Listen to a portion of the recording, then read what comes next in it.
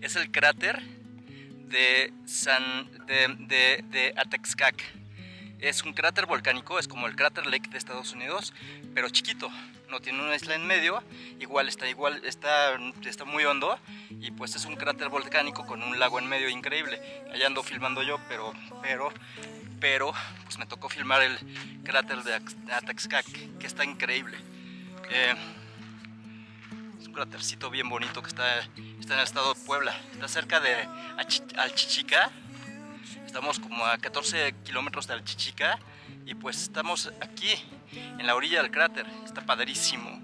Adiós. Would you follow me to wonders? Take my hand and walk beside me in a world of thunder. Está padrísimo. Vengan a esta laguna, está increíble. Estamos en el estado de Puebla. Está como a 2 horas y media, 3 horas de la Ciudad de México. Está padrísimo. I find it hard to not give in.